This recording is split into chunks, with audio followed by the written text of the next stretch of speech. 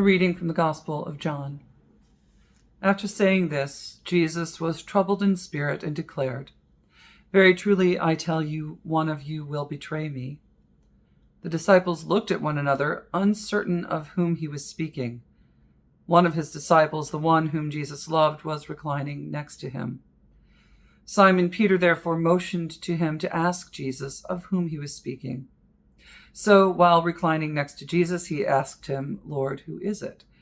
Jesus answered, "It is the one to whom I give this piece of bread when I've dipped it in the dish." So when he had dipped the piece of bread, he gave it to Judas, son of Simon Iscariot. After he received the piece of bread, Satan entered into him. Jesus said to him, "Do quickly what you're going to do." Now no one at the table knew why he had said this to him. Some thought that because Judas had the common purse, Jesus was telling him, "Buy what we need for the festival," or that he should go give something to the poor. So, after receiving the piece of bread, he immediately went out, and it was night. And when he had gone out, Jesus said, "Now the Son of Man has been glorified, and God has been glorified in him. If God has been glorified in him, God will also glorify him in himself, and will glorify him at once." We are in the middle of our Holy Week Passiontide journey. We are slowing down time and going alongside Jesus and his disciples. And indeed, you and I here at St. James and in Chicago in this year of 2024 are about to enter once again into that slowed down version of Jesus' final hours. In today's gospel, we have Jesus with his friends at table, that same table that we'll celebrate tomorrow at Maundy Thursday. We will soon see in John's gospel, it follows on that Jesus is betrayed. He does go to the cross. So as you and I are coming alongside Christ, coming alongside Jesus, coming alongside those disciples, perhaps we see ourselves around that table in today's gospel. Perhaps we see ourselves. I find it really interesting that when Jesus says, "Truly, I tell you, someone will betray me," it wasn't a kind of, "Well, not me." They look puzzled. They're looking around. It's not clear to them who's going to betray Jesus.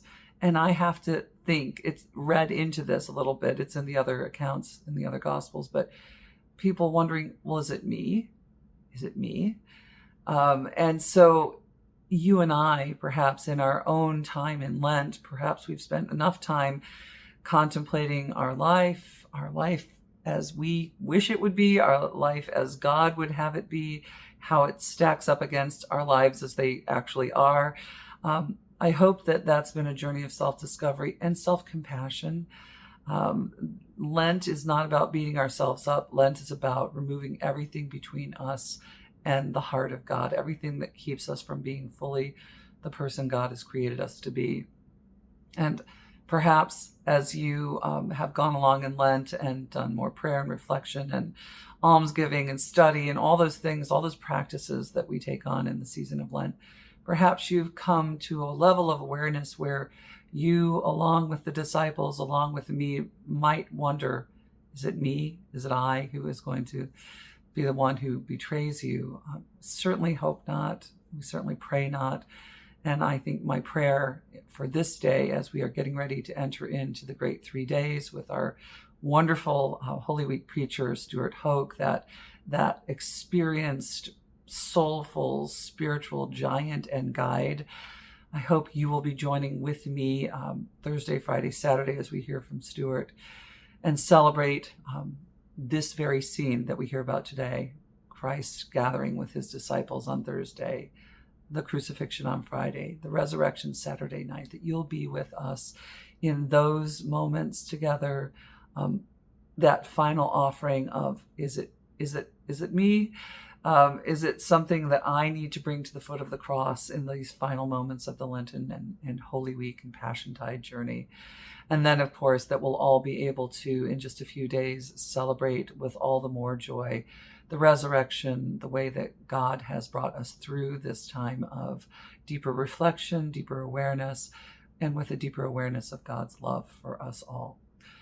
I hope that these last few days, truly last few days of Lent, these last holiest of days in Holy Week, you will join me and all Christians around the world in offering ourselves once again to the God who has created us, who sustains us, and who loves us beyond our imagination. May God be with you. May God bless you and keep you this day and always. Amen.